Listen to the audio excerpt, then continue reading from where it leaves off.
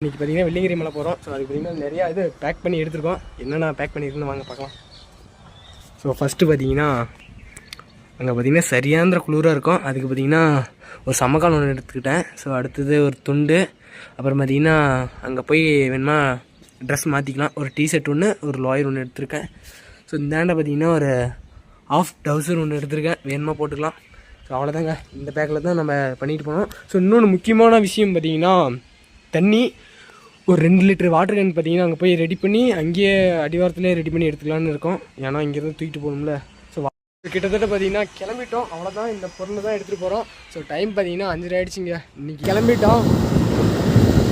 அவ்வளோதான், பைபாஸ் வந்துடும். நம்ம பார்த்திங்கன்னா வாழப்பாடி போய் அங்கேருந்து ட்ரெயின் இல்லைன்னா பஸ்ஸை பிடிச்சி நம்ம சேலம் போனோம். ஸோ சேலத்துலேருந்து பார்த்திங்கன்னா கோயம்புத்தூர் ட்ரெயின் தான் ஏறி போகிறோம். முத்துமலை முருகன் சன்செட் ஆகிட்டு இருக்குது, பயங்கரமாக இருக்குது போது. சன்செட் பயங்கரமாக ஆகிட்டு இருக்குது.